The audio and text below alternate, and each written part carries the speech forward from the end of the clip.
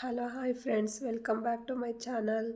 ನಾನು 2 ಡೇಸಿಂದ ವೀಡಿಯೋ ಹಾಕಿರಲಿಲ್ಲ, ಇವತ್ತು ಹಾಕಿದ್ದೀನಿ. ನಾನಿವತ್ತು ನಿಮಗೆ ತೋರಿಸ್ತಾ ಇರುವಂತಹ ಒಂದು ರೆಸಿಪಿ ಬಂದು ನರಳೆ ಕುಡಿ ಅಥವಾ ಮಂಗರವಳ್ಳಿ ಗಿಡದ ಒಂದು ರೆಸಿಪಿ ಆಗಿರುತ್ತೆ. ಇದು ತುಂಬಾ ಆರೋಗ್ಯಕ್ಕೆ ತುಂಬ ಬೆನಿಫಿಟ್ಸ್ ಇದೆ. ಅದರಲ್ಲೂ ಇದು ಕೂಡ ಮೂಳೆಗಳ ಆರೋಗ್ಯಕ್ಕಂತೂ ತುಂಬಾ ಒಳ್ಳೆಯದು.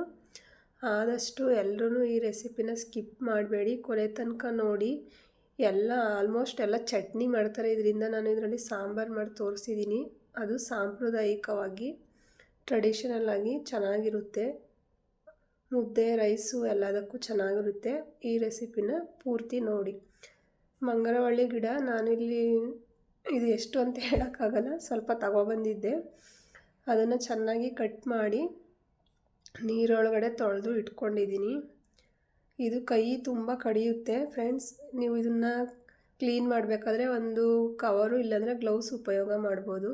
ತೊಳೆದು ಇಟ್ಕೊಂಡಿದ್ದೀನಿ. ಇಲ್ಲಿ ಅದಕ್ಕೆ ಬೇಕಾಗಿರುವಂಥದ್ದು ಒಂದು ಟೊಮೊಟೊನ ಕಟ್ ಮಾಡಿ ಇಟ್ಕೊಂಡಿದ್ದೀನಿ. ಒಗ್ಗರಣೆಗೆ 2 ಮೆಣಸಿನ್ಕಾಯಿ, 2 ಬೆಳ್ಳುಳ್ಳಿ, ಒಂದು ಈರುಳ್ಳಿ, ನಿಂಬೆಹಣ್ಣಿನ ಗಾತ್ರದ ಹುಣಸೆ ಹಣ್ಣು, 2 ಸ್ಪೂನು ಅಕ್ಕಿ, 2 ಸ್ಪೂನು ತೆಂಗಿನಕಾಯಿ, 1 ಸ್ಪೂನ್ ಆಯಿಲ್ ಹಾಕಿ ಬಿಡಿಸಿಟ್ಕೊಂಡಿರುವಂಥದ್ದನ್ನು ಇದು ಒಂದು ಮುಚ್ಚಳ ಯಾವುದಾದ್ರೂ ಸರಿ, ನಿಮ್ಗೆ ಯಾವ್ದು ಅನುಕೂಲ ಆಗುತ್ತೆ ಅದರಲ್ಲಿ ಚೆನ್ನಾಗಿ ಹುರ್ಕೋಬೇಕು. ಅದೆಲ್ಲ ಫ್ರೈ ಆಗಬೇಕು. ಮೀಡಿಯಮ್ ಫ್ಲೇಮಲ್ಲಿ ಹುರ್ಕೊಳ್ಳಿ.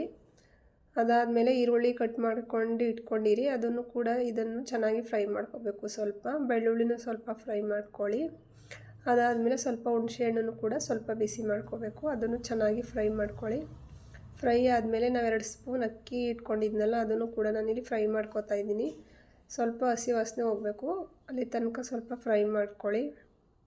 ಎಲ್ಲನೂ ನೀಟಾಗಿ ಚೆನ್ನಾಗಿ ಒಂದೇ ಹದದಲ್ಲಿ ಹುರಿದಿಟ್ಕೊಂಡಿರಬೇಕು. ಈ ಥರ ಹುರಿದಿರುವಂತಹ ಈರುಳ್ಳಿ ಬೆಳ್ಳುಳ್ಳಿನ ಸ್ವಲ್ಪ ಎತ್ತಿಟ್ಕೊಂಡಿರಿ. ಒಗ್ಗರಣೆಗೂ ಹಾಕಬೇಕು ಅದನ್ನೇ ಕೂಡ. ಅದಾದಮೇಲೆ ಎಲ್ಲನೂ ಒಟ್ಟಿಗೆ ಸೇರಿಸ್ಕೊಳ್ಳಿ. ಏನೇನು ಹುರ್ಕೊಂಡಿದ್ದೀರಾ ಎಲ್ಲ ಪದಾರ್ಥಗಳನ್ನು ಕೂಡ ಮಿಕ್ಸಿ ಜಾರ್ಗೆ ಸೇರಿಸ್ಕೊಳ್ಳಿ. ಎಲ್ಲನೂ ಚೆನ್ನಾಗಿ ಮಿಕ್ಸ್ ಮಾಡಿ ಮತ್ತೆ ಹುರಿದಿರುವಂಥ ಮಂಗರವಳ್ಳಿ ಅಥವಾ ನರಳೆ ಕುಡಿನೂ ಕೂಡ ಇದರಲ್ಲೇ ಸೇರಿಸ್ಬೇಕು. ನಾನು ಇಲ್ಲಿ ನಮ್ಮ ಮನೆಯಲ್ಲೇ ಯೂಸ್ ಮಾಡುವಂತಹ ಸಾಂಬಾರು ಪೌಡರ್ನ ಯೂಸ್ ಮಾಡ್ತಾ ಇದ್ದೀನಿ. ನೀವು ಯಾವ ಬ್ರ್ಯಾಂಡ್ ಸಾಂಬಾರು ಪೌಡರ್ ಬೇಕಾದರೂ ಯೂಸ್ ಮಾಡ್ಬೋದು. ನಿಮಗೆ ಅನುಕೂಲ ಯಾವುದಿರುತ್ತೆ ಅದನ್ನು ಹಾಕ್ಕೊಳ್ಳಿ. ಅದಾದಮೇಲೆ ಒಂದು ಅರ್ಧ ಲೋಟ ನೀರನ್ನು ಹಾಕಿ ಚೆನ್ನಾಗಿ ಸ್ವಲ್ಪ ರುಬ್ಕೊಳ್ಳಿ. ನೈಸಕ್ಕೆ ರುಬ್ಕೊಳ್ಳಿ. ಸ್ವಲ್ಪ ಎಲ್ಲ ಅಕ್ಕಿ ಎಲ್ಲ ಹಾಕಿರ್ತೀವಲ್ಲ ಅದೆಲ್ಲ ಹಾಗೆ ಬಂದುಬಿಡುತ್ತೆ. ಅದಕ್ಕೋಸ್ಕರ ಚೆನ್ನಾಗಿ ಸ್ವಲ್ಪ ಪೇಸ್ಟ್ ಮಾಡ್ಕೊಳ್ಳಿ. ಪೇಸ್ಟ್ ಮಾಡಿ ಆದಮೇಲೆ ಈ ಥರ ಬರುತ್ತೆ ನೋಡಿ, ಸ್ವಲ್ಪ ಗ್ರೀನ್ ಕಲರ್ ಬರುತ್ತೆ, ಲೈಟ್ ಗ್ರೀನ್ ಕಲರು. ಇದಾದಮೇಲೆ ಸೈಡ್ಗೆ ಎತ್ತಿಟ್ಕೊಳ್ಳಿ. ಇದಾದಮೇಲೆ ಗ್ಯಾಸ್ ಸ್ಟವ್ ಮೇಲೆ ಒಂದು ಪಾತ್ರೆನ ಇಟ್ಟು ಅದಕ್ಕೆ ನಿಮಗೆ ಎಷ್ಟು ಆಯಿಲ್ ಬೇಕು ಅನಿಸುತ್ತೆ ಅಷ್ಟು ಅಡುಗೆ ಆಯಿಲ್ನ ಯೂಸ್ ಮಾಡಿ. ನಾನು ಇಲ್ಲಿ 2 ಟೇಬಲ್ ಸ್ಪೂನ್ ಆಯಿಲ್ ಹಾಕಿದ್ದೀನಿ. ಇದು ಸಾಸಿವೆ ಎಣ್ಣೆ, ನೀವು ಯಾವ ಬ್ರ್ಯಾಂಡ್ ಬೇಕಾದರೂ ಯೂಸ್ ಮಾಡ್ಕೊಳ್ಳಿ. ಎಣ್ಣೆ ಬಿಸಿ ಆದಮೇಲೆ ಸಾಸಿವೆ, ಮೆಣಸಿನ್ಕಾಯಿ, ಕರಿಬೇವು, ಈರುಳ್ಳಿ, ಬೆಳ್ಳುಳ್ಳಿ ಸ್ವಲ್ಪ ಎತ್ತಿಟ್ಕೊಂಡಿದ್ವಲ್ಲ ಹುರಿದಿರುವಂಥ ಈರುಳ್ಳಿ ಬೆಳ್ಳುಳ್ಳಿ, ಅದನ್ನು ಆ್ಯಡ್ ಮಾಡಿ ಇವಾಗ ಒಗ್ಗರಣೆಗೆ ಹಾಕ್ಕೋಬೇಕು.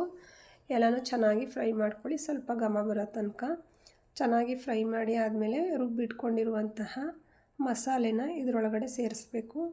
ಅದನ್ನು ಚೆನ್ನಾಗಿ 1 2 to 3 ಮಿನಿಟ್ಸು ಚೆನ್ನಾಗಿ ಮಿಕ್ಸ್ ಮಾಡಿ. ಆಯಿಲ್ ಎಲ್ಲ ಸ್ವಲ್ಪ ಮಿಕ್ಸ್ ಆಗಿ ಎಲ್ಲ ಒಂದು ಸ್ವಲ್ಪ ಬೇಯಬೇಕು. ಅದು 1 2 to 3 ಮಿನಿಟ್ಸ್ ಆದರೂ ನೀವು ಲೋ ಫ್ಲೇಮಲ್ಲಿ ಮಾಡಬೇಕು, ಇಲ್ಲಾಂದರೆ ಎಲ್ಲ ಸೀದೋಗ್ಬಿಡುತ್ತೆ. ಇದಾದ ನಂತರ 3 ಮಿನಿಟ್ಸ್ ಚೆನ್ನಾಗಿ ಬೇಯಿಸ್ಕೊಳ್ಳಿ. ಇದಾದಮೇಲೆ ಮಿಕ್ಸಿ ಜಾರ್ಗೆ ಒಂದು 2 ಗ್ಲಾಸ್ ನೀರು ಹಾಕಿ ಚೆನ್ನಾಗಿ ತೊಳೆದು ಸೈಡಲ್ಲಿ ಎತ್ತಿಟ್ಕೊಂಡಿರಿ. ಇದನ್ನೊಂದು 3 ಮಿನಿಟ್ಸ್ ಆದಮೇಲೆ ಈ ಥರ ಆ ನೀರನ್ನು ನೀವೇನು ಇಟ್ಕೊಂಡಿರ್ತೀರಲ್ಲ ಅದನ್ನು ಇದರೊಳಗಡೆ ಆ್ಯಡ್ ಮಾಡಿ ಆದಮೇಲೆ ಒಂದು ಲಿಡ್ನ ಕ್ಲೋಸ್ ಮಾಡಿ ಒಂದು 5 to 6 ಮಿನಿಟ್ಸ್ ಲೋ ಫ್ಲೇಮಲ್ಲೇ ಇದನ್ನು ಬೇಯಿಸಬೇಕು. ಹೈ ಫ್ಲೇಮಲ್ಲಿ ಬೇಯಿಸಬಾರ್ದು, ಟೇಸ್ಟ್ ಎಲ್ಲ ಹೋಗ್ಬಿಡುತ್ತೆ. ಲೋ ಫ್ಲೇಮಲ್ಲಿ ಚೆನ್ನಾಗಿ ಕುದಿಸಿ. ಇದ್ರ ಬೆನಿಫಿಟ್ಸ್ ಮಾತ್ರ ತುಂಬಾ ಇದೆ ಫ್ರೆಂಡ್ಸ್. ಟ್ರೈ ಮಾಡಿ ಒಂದ್ಸಲಿ, ನಿಮ್ಮ ಫ್ಯಾಮಿಲಿ ಫ್ರೆಂಡ್ಸ್ ಜೊತೆ ಶೇರ್ ಮಾಡಿ. ಇದರ ಉಪಯೋಗನ ಪಡ್ಕೊಳ್ಳಿ. ಎಷ್ಟೋ ಜನಕ್ಕೆ ಇದ್ರ ಏನು ಅನ್ನೋದೇ ಗೊತ್ತಿರೋದಿಲ್ಲ. ಎಷ್ಟೋ ಜನಕ್ಕೆ ಇದಂತಹ ಸಾಂಪ್ರದಾಯಿಕ ಅಡುಗೆಗಳೇ ಎಲ್ಲ ಹೊರಟೋಗ್ತಾ ಇದ್ದಾವೆ. ಇದ್ರ ಹೆಲ್ತ್ ಬೆನಿಫಿಟ್ಸ್ ತುಂಬಾ ಚೆನ್ನಾಗಿದೆ. ಅದು ಅಲ್ಲದೆ ಶೀತ, ಕೆಮ್ಮು, ಕಫ, ಜ್ವರದಂತಹ ಎಲ್ಲ ಬಾಧೆಗಳನ್ನು ಕೂಡ ಇದು ಕಮ್ಮಿ ಮಾಡುತ್ತೆ. ಮಳೆಗಾಲದಲ್ಲಂತೂ ಇದ್ರದ್ದು ಉಪಯೋಗ ಅಂತೂ ತುಂಬಾ ಇದೆ ಅಂತ ಹೇಳ್ಬೋದು. ಅದರಲ್ಲೂ ಈ ಮೂಳೆ ಸವೆತ ಇರುವಂಥವ್ರಂತೂ ಇದು ಯೂಸ್ ಮಾಡಿದ್ರೆ ಇದರಲ್ಲಿ ಅಧಿಕ ಕ್ಯಾಲ್ಸಿಯಂ ಅಂಶ ಇರೋದರಿಂದ ಅವ್ರಿಗೆ ತುಂಬಾ ಸ್ವಲ್ಪ ನೋವೆಲ್ಲ ಕಮ್ಮಿ ಆಗುತ್ತೆ ಅಂತಲೇ ಹೇಳ್ಬೋದು. ಇದಾದಮೇಲೆ ಒಂದು ಲಿಡ್ನ ಕ್ಲೋಸ್ ಮಾಡಿ ಚೆನ್ನಾಗಿ ಬೇಯಿಸ್ಕೊಳ್ಳಿ. ಕುದಿಬೇಕು ಅದು 5 to 6 ಮಿನಿಟ್ಸು ಲೋ ಫ್ಲೇಮಲ್ಲೇ ಅದನ್ನು ಚೆನ್ನಾಗಿ ಕುದಿಸ್ಕೋಬೇಕು. ಅದಾದಮೇಲೆ ಚೆನ್ನಾಗಿ ಬೆಂದಿರುತ್ತೆ. ನಿಮಗೆ ಎಷ್ಟು ಬೇಕು ಅಷ್ಟು ರುಚಿಗೆ ತಕ್ಕಷ್ಟು ಉಪ್ಪಾಕಿ ಸೈಡ್ಗೆ ಎತ್ತಿಟ್ಕೊಳ್ಳಿ. ಸಾಂಬಾರು ರೆಡಿಯಾಗುತ್ತೆ. ಒಂದ್ಸಲ ಟ್ರೈ ಮಾಡಿ ಫ್ರೆಂಡ್ಸ್. ಎಲ್ಲರೂ ಆದಷ್ಟು ನಿಮ್ಮ ಫ್ಯಾಮಿಲಿ ಫ್ರೆಂಡ್ಸ್ಗೆ ಶೇರ್ ಮಾಡಿ. ಇನ್ನೂ ಮತ್ತಷ್ಟು ಸಾಂಪ್ರದಾಯಿಕ ಅಡುಗೆಗಳು ನಿಮಗೆ ಬೇಕು ಅಂದರೆ ನನ್ನ ಚಾನಲ್ನ ಸಬ್ಸ್ಕ್ರೈಬ್ ಮಾಡ್ಕೊಳ್ಳಿ. ಆದಷ್ಟು ಎಲ್ರಿಗೂ ಶೇರ್ ಮಾಡಿ ಅಂತ ಹೇಳ್ತಾ, ಇದನ್ನು ಮುದ್ದೆ ಮತ್ತು ರೈಸ್ ಜೊತೆ ಊಟ ಮಾಡ್ಬೋದು. ತುಂಬ ಚೆನ್ನಾಗಿರುತ್ತೆ. ಸ್ವಲ್ಪ ಬೆಣ್ಣೆ ಇದ್ದರೆ ಬೆಣ್ಣೆ ಹಾಕ್ಕೋಬೋದು, ತುಪ್ಪ ಇದ್ದರೆ ತುಪ್ಪ ಹಾಕ್ಕೋಬೋದು. ನಿಮಗೆ ಯಾವುದು ಅನುಕೂಲ ಇರುತ್ತೆ ಅದನ್ನು ಹಾಕ್ಕೊಂಡು ಚೆನ್ನಾಗಿ ಊಟ ಮಾಡಿ ಹೆಲ್ತಿಯಾಗಿರಿ ಅಂತ ಹೇಳ್ತಾ ಇವತ್ತಿನ ರೆಸಿಪಿನ ಮುಗಿಸ್ತಾ ಇದ್ದೀನಿ. Love you, bye, take care.